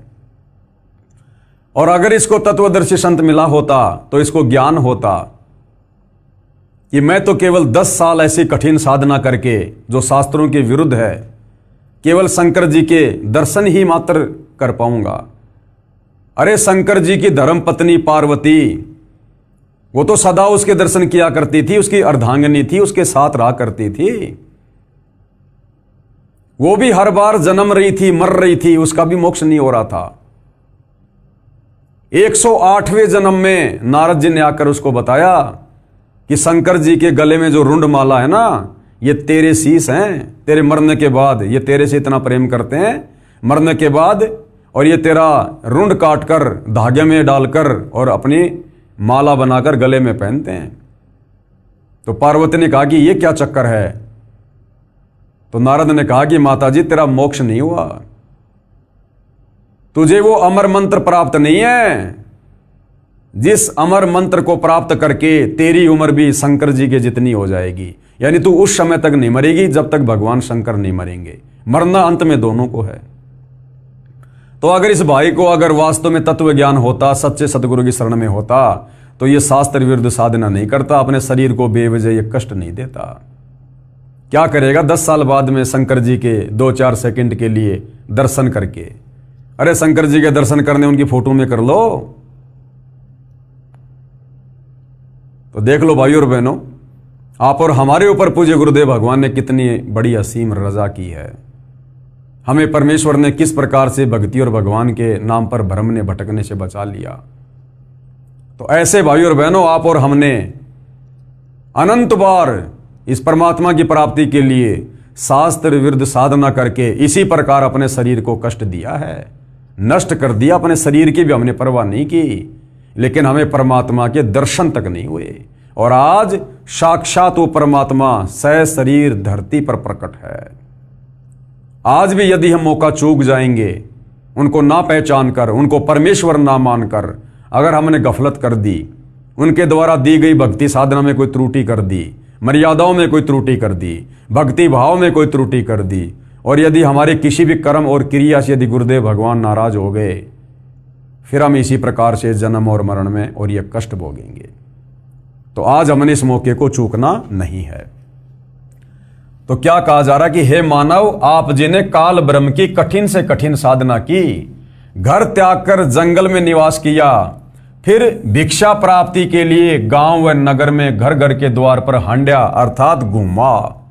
जंगल में साधनारत साधक निकट के गांव या शहर में जाता है। एक घर से भिक्षा पूरी नहीं मिलती तो अन्य घरों से भोजन लेकर जंगल में चला जाता है। कभी कभी तो साधक यानी भगत एक दिन भिक्षा मांग कर लाते हैं, उसी से 2-3 दिन निर्वाह करते हैं। रोटियों को पतले कपड़े, रुमाल जैसे कपड़े को छालना कहते हैं, छालने में लपेटकर पेड़ की टहनियों से बांध देते थे। वे रोटियां सूख जाती थी, उनको पानी में भिगोकर नरम करके खाते थे। वे प्रतिदिन भिक्षा मांगने जाने में जो समय व्यर्थ होता था, उसकी बचत करके उस समय को काल ब्रह्म की साधना में लगाते थे। कितनी महत्वपूर्ण बात है भाइयों और बहनों। जो साधक सतयुग त्रेता द्वापर में आप और हम ही थे भाइयों और बहनों, जो परमात्मा प्राप्ति के लिए भटक रहे थे, और हम उस समय इतना भी समय व्यर्थ में गंवाना उचित नहीं मानते थे कि क्या पता भगवान नाराज हो जाए। जितनी भक्ति कमाई कर सकते हैं कर लो, इस शरीर का कोई भरोसा नहीं। ये सोचकर आप और हम उन युगों में गांव में जाते थे, 2, 4, 5, 10 रोटियां मिलती थी, लेकर आते थे, थोड़ा बहुत खाते थे, बाकी रोटियों को पेड़ से टांग देते थे, सूख जाती थी वो, और उन्हीं रोटियों को पानी में भिगो भिगो के नरम करके खाते थे। हर दिन गांव नहीं जाते थे भिक्षा लेने, ये सोचकर कि गांव में जाऊंगा आऊंगा 2 घंटे का मेरा समय बर्बाद होगा। तो सोचो भाई और बहनों, वर्तमान में तो हमें वास्तव में शास्त्र अनुकूल साधना मिली है, मोक्ष का मार्ग मिला है। इस समय आप और हमारे समय और श्वासों की कितनी कीमत है। इसलिए गुरुदेव भगवान कहते हैं कि ज्यादा से ज्यादा समय अपने परमेश्वर की भक्ति को दो, सेवा को दो, सुमरण को दो, सत्संग को दो। व्यर्थ में इधर उधर घूमना फिरना, व्यर्थ की बातें करना, बात बात में रिश्तेदारियों में जाना, घूमने फिरने जाना, ये भगत को शोभा नहीं देता है। अब भगत ने तो समय का सदुपयोग करने के लिए, अपनी रोजी रोटी के लिए पहले जहां हम 10-10, 12-12 घंटे काम करते थे, हमने उसको भी सीमित कर देना चाहिए। क्योंकि जब हमारे खर्चे सीमित हो गए तो हमारा काम धंधा भी सीमित हो जाना चाहिए। और अब तो हम सतगुरु की शरण में हैं, जिस भगवान ने हमारे को करने के लिए भजन दिया है और खाने के लिए भोजन भी देगा, भूखा नहीं रखेगा। तो अब आप और हमारे समय और श्वासों की कितनी कीमत है, ये हमें समझ में आ जानी चाहिए। छालने में लपेटकर वृक्ष की टहनियों से बांध देते थे। वे रोटियां सूख जाती हैं, उनको पानी में भिगोकर नरम करके खाते थे। वे प्रतिदिन भिक्षा मांगने जाने में जो समय व्यर्थ होता था, उसकी बचत करके उस समय को काल ब्रह्म की साधना में लगाते थे। भावार्थ है कि जन्म मरण से छुटकारा पाने के लिए अर्थात पूर्ण मोक्ष प्राप्ति के लिए वेदों में वर्णित विधि तथा लोक वेद से घोर तप करते थे। उनको तत्वदर्शी संत न मिलने के कारण निर्गुण राशा अर्थात गुप्त ज्ञान, जिसे तत्व ज्ञान कहते हैं, जो आज आप और हमें प्राप्त है, वह नहीं मिला। क्योंकि यजुर्वेद अध्याय 40 मंत्र 10 में तथा चारों वेदों का सारांश रूप श्रीमद् भगवत गीता अध्याय 4 श्लोक 32 तथा 34 में कहा है कि जो यज्ञों अर्थात धार्मिक अनुष्ठानों का विस्तृत ज्ञान स्वयं सच्चिदानंद घन ब्रह्म अर्थात कबीर परमेश्वर अर्थात परम अक्षर ब्रह्म अपने मुख कमल से बोलकर सुनाता है, वह तत्व ज्ञान अर्थात सूक्ष्म वेद है। गीता ज्ञानदाता ब्रह्म ने कहा है कि उस तत्व ज्ञान को जिस तत्व ज्ञान को कबीर परमात्मा स्वयं धरती पर प्रकट होकर अपने मुख कमल से कबीर वाणी द्वारा बोलता है, तू तत्व ज्ञानियों के पास जाकर समझ। गीता ज्ञानदाता कहता है कि अर्जुन, वो ज्ञान मेरे पास भी नहीं है, वो पूर्ण मोक्ष वाला ज्ञान, वो तत्व ज्ञान, वो मेरे पास में भी नहीं है। उस ज्ञान को, जिस ज्ञान को परमात्मा सतलोक से चलकर धरती पर प्रकट होकर अपने मुख कमल से बोलता है। चारों युगों में कबीर परमात्मा जी आते हैं। सतयुग में सतसुकृत ऋषि के नाम से इसी प्रकार से अपनी वाणी द्वारा ज्ञान बोलते हैं, तत्व ज्ञान का प्रचार करते हैं। त्रेता युग में मुनिंद्र ऋषि के नाम से, द्वापर में करुणामय ऋषि के नाम से और कलयुग में कबीर नाम से आए और अपने तत्व ज्ञान को अपनी कबीर वाणी द्वारा बोला, साधु संतों ने लिपिबद्ध किया। कह रहे उस ज्ञान को जो तत्व ज्ञान है उसको तू तत्व ज्ञानियों के पास जाकर समझ, यानी किसी तत्वदर्शी संत के पास जाकर समझ। तू तत्व ज्ञानियों के पास जाकर समझ, उनको दंडवत प्रणाम करने से, नम्रता पूर्वक प्रश्न करने से वे परमात्म तत्व को भली भांति जानने वाले तत्वदर्शी संत तुझे तत्व ज्ञान का उपदेश करेंगे। और वो तत्व ज्ञान भाई और बहनों वर्तमान में कितना सुलभ हो गया, क्योंकि ये भक्ति युग है। परमात्मा ने भंडार खोल दिया। ये पवित्र पुस्तक कृष्ण बड़ा या कबीर, इसमें वही तत्व ज्ञान आप भाई बहनों को बताया जा रहा है जो तत्व ज्ञान परमात्मा चारों युगों में आकर देते हैं। जो तत्व ज्ञान अब सतगुरु रामपाल जी के रूप में वही कबीर परमात्मा सर्व परमात्मा चाहने वाली आत्माओं को मुफ्त में, फ्री में, निःशुल्क दे रहे हैं। तुझे तत्व ज्ञान का उपदेश करेंगे। इससे सिद्ध हुआ कि तत्व ज्ञान ना वेदों में है। अगर वेदों में तत्व ज्ञान होता तो गीता जी में होता, क्योंकि गीता जी चारों वेदों का सार है। और गीता जी में तत्व ज्ञान होता तो गीता ज्ञानदाता के पास होता। लेकिन गीता ज्ञानदाता कह रहा भैया मेरे पास भी वो तत्व ज्ञान नहीं है, वो तो तत्वदर्शी संत के पास मिलेगा। तो आज इस पृथ्वी पर वो तत्व ज्ञान, वो मोक्ष का पूर्ण मार्ग केवल सतगुरु रामपाल जी के पास है।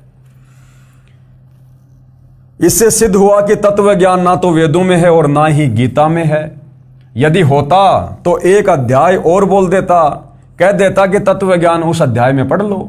संत गरीबदास जी ने मन के बहाने मानव शरीरधारी प्राणियों को समझाया है कि वह निर्गुण राशा अर्थात तत्व ज्ञान ना मिलने के कारण काल ब्रह्म की साधना करके आप जी करोड़ों जन्मों में राजा बने।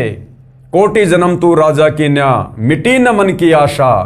फिर भी मन की इच्छा समाप्त नहीं हुई, क्योंकि राजा सोचता है कि स्वर्ग में सुख है, यहां राज में कोई सुख चैन नहीं है, शांति नहीं है। निर्गुण राशा का क्या भावार्थ है, क्या बता रहे हैं पूज्य गुरुदेव भगवान। निर्गुण का अर्थ है कि वह वस्तु तो है परंतु उसका लाभ नहीं मिल रहा। यानी वस्तु तो है लेकिन उसका लाभ नहीं मिल रहा, उसको कहते हैं निर्गुण। जैसे आसमान में बादल हैं, हमें दिखाई दे रहे हैं, यदि बादल से बरसात नहीं हो रही है तो हमें उसका कोई लाभ नहीं है। जैसे आम का बीज है, उस आम के बीज में आम है हमें पता है, लेकिन उस बीज को खाने से आम का स्वाद नहीं आएगा, उसकी विधि है।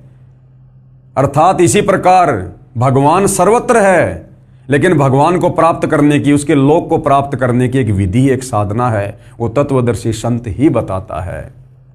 निर्गुण राशा का भावार्थ, निर्गुण का अर्थ है कि वह वस्तु तो है परंतु उसका लाभ नहीं मिल रहा। वृक्ष के बीज में फल तथा वृक्ष निर्गुण रूप में है, यानी बीज के अंदर फल भी है और पेड़ भी है। उस बीज को मिट्टी में बीज कर सिंचाई करके वह सरगुण वस्तु वृक्ष को फल प्राप्त की जाती है। ये ज्ञान ना होने से आम के फल व छाया से वंचित रह जाते हैं। राशा का मतलब होता झंझट अर्थात उलझा हुआ कार्य। सूक्ष्म वेद में परमेश्वर कबीर जी ने कहा है कि नो मन सूत उलझिया ऋषि रहे झकमार, सतगुरु ऐसा सुलझा दे उलझे न दूजी बार। 9 मन यानी 360 किलोग्राम, सूत यानी कच्चा धागा। कबीर 9 मन सूत उलझिया ऋषि रहे झकमार, सतगुरु ऐसा सुलझा दे उलझे न दूजी बार। इन हमारे ज्ञानहीन, तत्व ज्ञानहीन धर्म गुरुओं ने, वो चाहे किसी भी धर्म का है, इन्होंने भक्ति मार्ग को, इन शास्त्रों की उल्टी व्याख्या समाज को बता बता के इतना उलझा दिया, इतना उलझाल दिया जैसे 9 मन सूत। अब भाई और बहनों 1 किलो सूत अगर वो उलझ पुलझ हो जाए तो परमात्मा कहते हैं उसको सुलझाने में कारीगर को पूरा दिन लग जाता है। यानी भक्ति मार्ग को सदियों से इन्होंने तत्व ज्ञान के अभाव में इतना उलझा दिया, समाज को शास्त्र विरुद्ध साधना पर लगाकर कि अब उसको सुलझाना मुश्किल हो रहा है। लेकिन वो सुलझाएगा कौन? सतगुरु। 9 मन सूत उलझिया ऋषि रहे जकमार। इस भक्ति मार्ग को इतना उलझा दिया कि ये हमारे धर्म गुरु सुलझाने में लगे हुए हैं, लेकिन ये सुलझा नहीं पा रहे। और सतगुरु ऐसा सुलझा दे, उलझे न दूजी बार। अब सतगुरु रामपाल जी ने अपने तत्व ज्ञान से इन धर्मशास्त्रों को खोल खोल कर ऐसा सुलझा दिया, ऐसा समझा दिया, इस कलयुग में परमात्मा चाहने वाली आत्माओं के लिए दोबारा नहीं उलझेगा। कबीर 9 मन सूत उलझिया ऋषि रहे जकमार। सतगुरु ऐसा सुलझा दे, उलझे न दूजी बार। क्या कह रहे हैं? परमेश्वर कबीर जी ने कहा है कि अध्यात्म ज्ञान रूपी 9 मन सूत उलझा हुआ है। 1 किलोग्राम उलझे हुए सूत को सीधा करने में 1 दिन से भी अधिक जुलाहों का समय लग जाता था। यदि सुलझाते समय धागा टूट जाता तो कपड़े में गांठ लग जाती। गांठ गठीले कपड़े को कोई मोल नहीं लेता था। इसलिए परमेश्वर कबीर जुलाहे ने, जो जुलाई की भूमिका कर रहे थे 650 साल पहले, जुलाहों का सटीक उदाहरण बताकर समझाया है कि अधिक उलझे हुए सूत को कोई नहीं सुलझाता था, उसको फेंक ही देते थे। अध्यात्म ज्ञान उसी 9 मन उलझे हुए सूत के समान है, जिसको सतगुरु अर्थात तत्वदर्शी संत ऐसा सुलझा देगा जो पुनः नहीं उलझेगा। अब सतगुरु रामपाल जी ने सुलझा दिया, धर्मशास्त्रों को खोल खोल के बता दिया कि समर्थ भगवान कौन है, शास्त्र अनुकूल साधना क्या है। आप और हमारे समझ में आ गया, तो अब आप और हम नहीं उलझ सकते, चाहे कोई कितनी अटबट क्यों ना करे।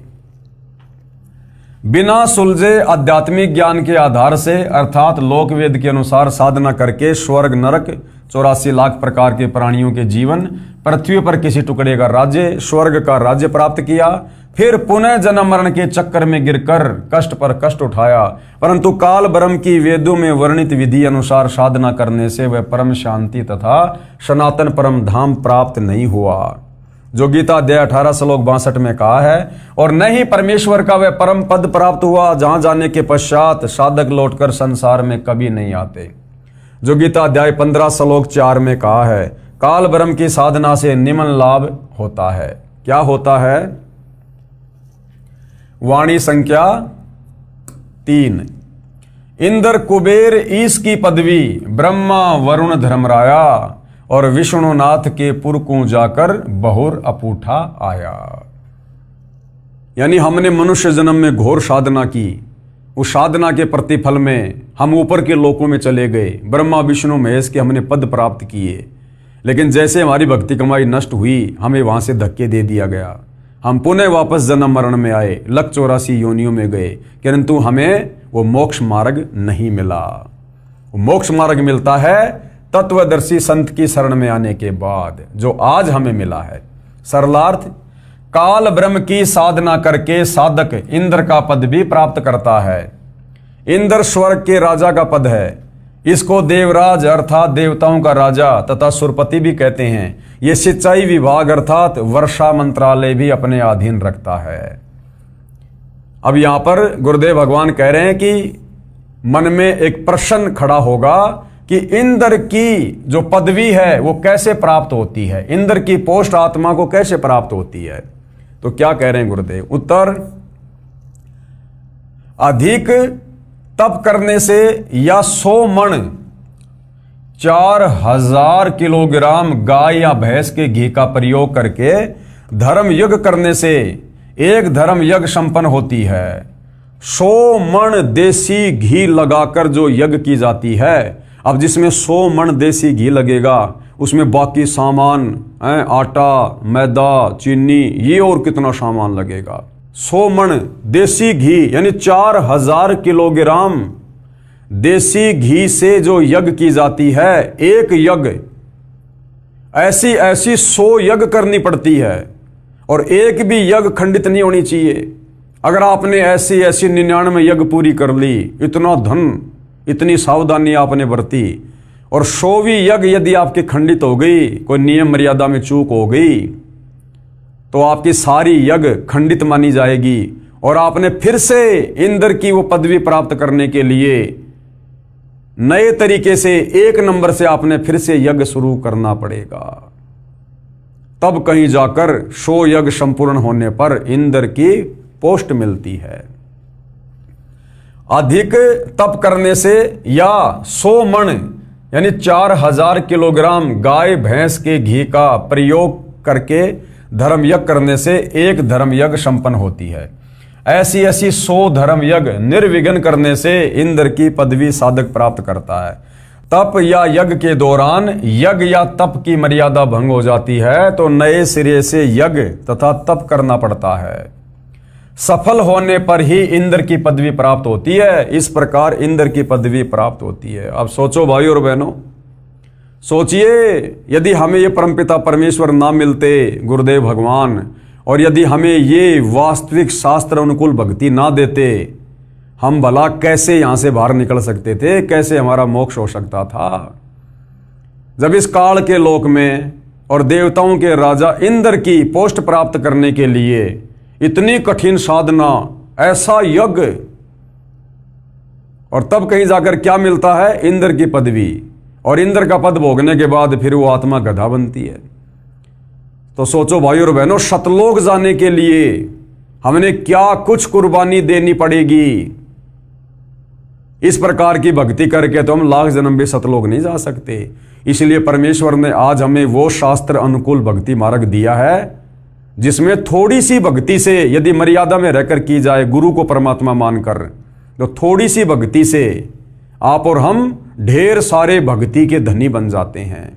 हमें जो गुरुदेव भगवान मंत्र देते हैं उनकी महिमा करते हुए बताते हैं कि एक शतनाम के मंत्र में यदि साधक मर्यादा में रहकर गुरु को परमेश्वर मानकर जाप करता है तो एक शतनाम मंत्र की इतनी कमाई है कि ये ब्रह्मा विष्णु महेश के जो 3 लोक हैं, स्वर्ग लोक, पाताल लोक और ये धरती पृथ्वी लोक, कहते हैं ये तो पासिंग है, पासिंग है, इनकी तो कोई वैल्यू भी नहीं है।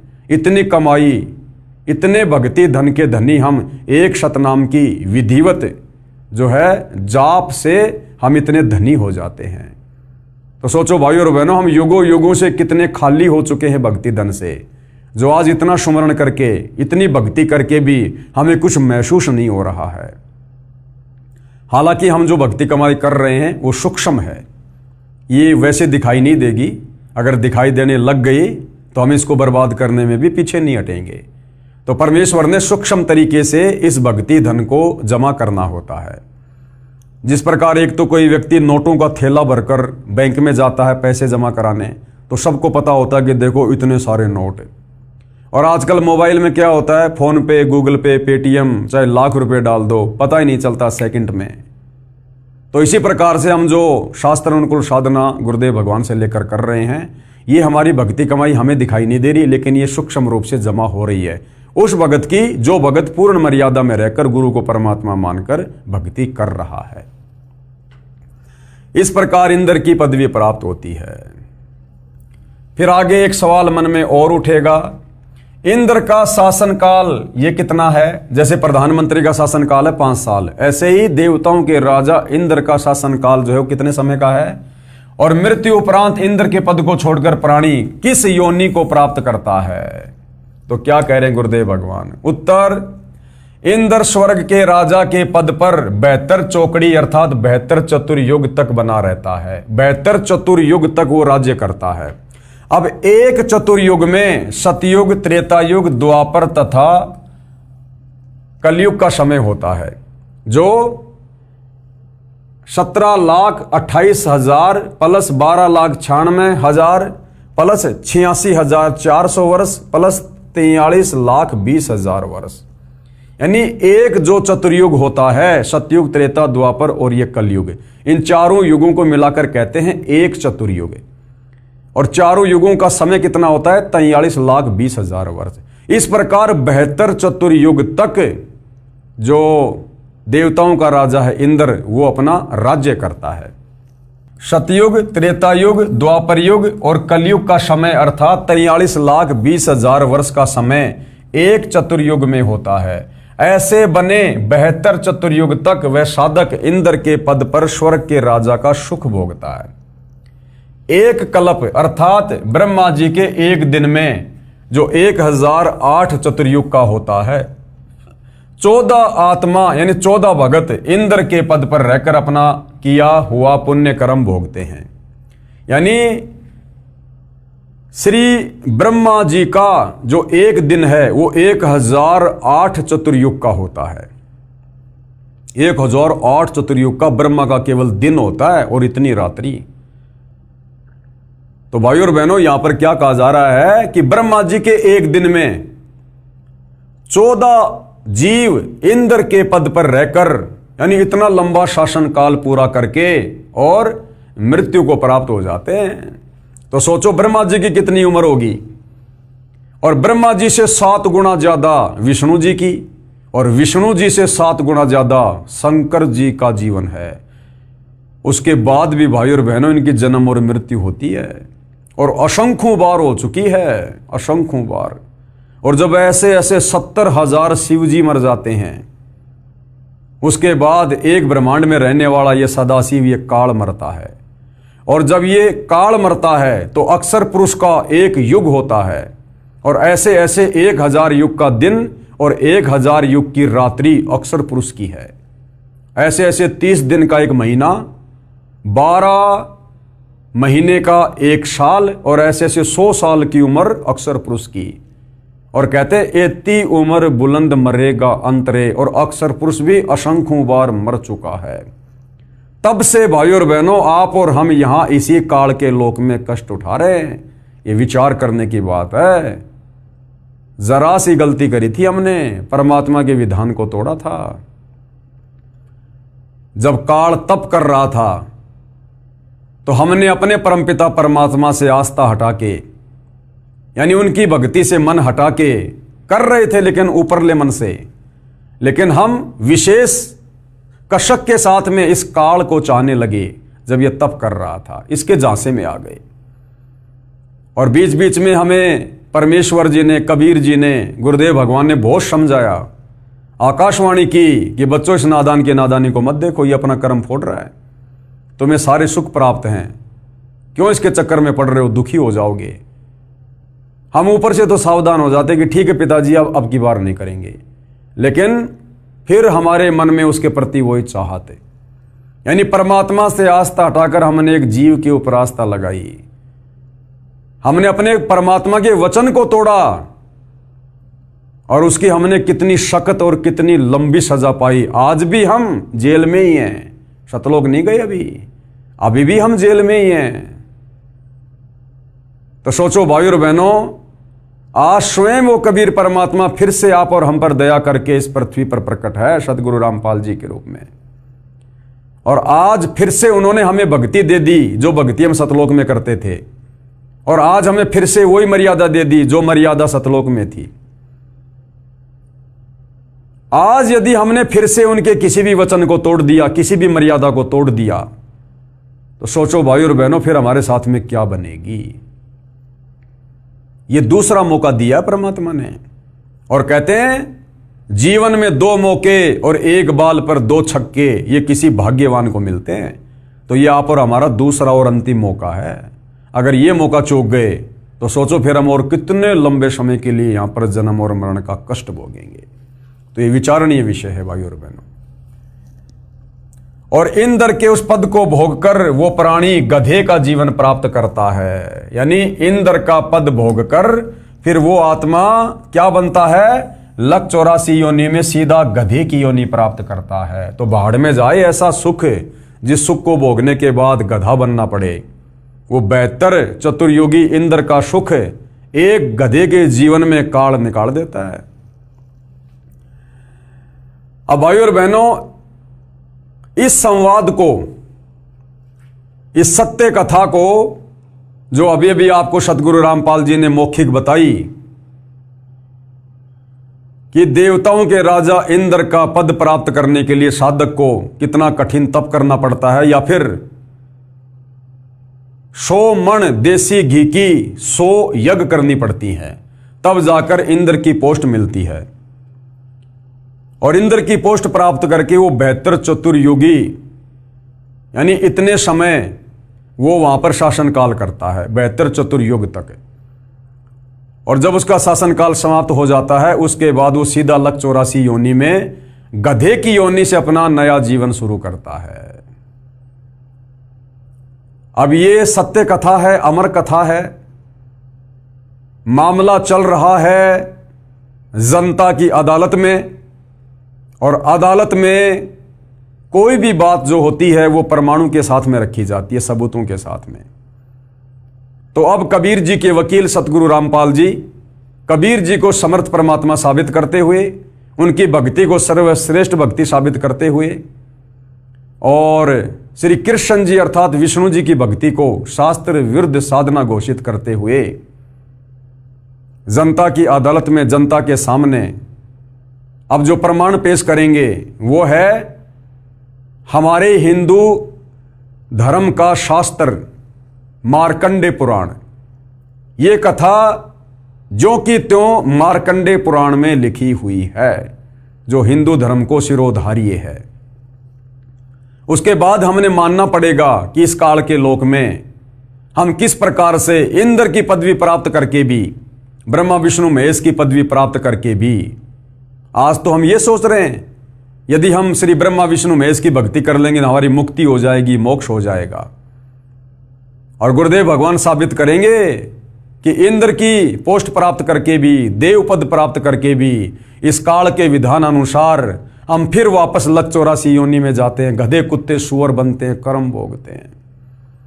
अर्थात 21 ब्रह्मांड में चारों वेदों और गीता जी के अनुसार साधना करके आप और हम मोक्ष प्राप्त नहीं कर सकते जब तक हमें तत्वदर्शी संत नहीं मिलेगा, जब तक हमें वो शास्त्र अनुकूल सत साधना नहीं मिलेगी, जब तक हमें गीता अध्याय 17 श्लोक 23 वाला वो अमर मंत्र ओम तत्सत नहीं मिलेगा, तब तक हम काल के कष्टों से मुक्त नहीं हो सकते, परम शांति को प्राप्त नहीं कर सकते, हम सतलोक नहीं जा सकते। तो ये सारा मामला जनता की अदालत में विचाराधीन है। एक तरफ श्री कृष्ण जी के वकील हिंदू धर्मगुरु खड़े हैं, दूसरी तरफ कबीर जी के वकील सतगुरु रामपाल जी खड़े हैं, और सतगुरु रामपाल जी धर्मशास्त्रों को आधार बनाकर जनता के सामने सारे प्रमाण कि कबीर बड़ा या कृष्ण, कबीर की भक्ति सर्वश्रेष्ठ या कृष्ण की, कबीर की भक्ति शास्त्र अनुकूल या कृष्ण की भक्ति शास्त्र विरुद्ध, इस बात को प्रमाणित कर रहे हैं, ताकि सदियों से भक्ति और भगवान के नाम पर भ्रमित भगत समाज अपनी आंखों से अपने ही धर्मशास्त्रों में छुपी सच्चाई को देखकर तत्वदर्शी संत सतगुरु रामपाल जी से उपदेश लेकर अपनी आत्मा का कल्याण करवाए। तो भाई और बहनों, ये जो मार्कंडे ऋषि की जो कथा है, जो मार्कंडे पुराण में है, जिसमें इंद्र जी का संवाद है, इस विषय पर हम जनता की अदालत में कल रात्रि 8:30 बजे चर्चा करेंगे, और हम जानेंगे कि वास्तव में शास्त्र अनुकूल साधना के बिना हम कितना ही जप कर लें, कितना ही हम तप कर लें, कितना ही दान धर्म कर लें, हम ऊपर के लोकों में राजा बन सकते हैं, देवताओं के राजा बन सकते हैं, देव पद प्राप्त कर सकते हैं, देवताओं के लोक में हम उनके नौकर बन सकते हैं, परंतु हम मोक्ष प्राप्त नहीं कर सकते। और मोक्ष नहीं मिला तो क्या फायदा इतनी मेहनत का, इतने तप करने का, इतने यज्ञ करने का, व्यर्थ, यूजलेस। तो भाई और बहनों, कल जनता की अदालत में फिर पेश होंगे ये प्रमाण देखने के लिए, ताकि आत्मा को दृढ़ता मिले और हम तुरंत सत भक्ति पर लगें। तो कल परमेश्वर की सेवा में फिर हाजिर होंगे। तब तक पूज्य गुरुदेव भगवान हम सबको आज्ञा दे, आशीर्वाद दे, सद्बुद्धि दे, हमारा मार्गदर्शन करे, हम सबको भ्रमने और भटकने से बचाए। बंदी छोड़ सतगुरु रामपाल जी परमेश्वर जी की जय हो।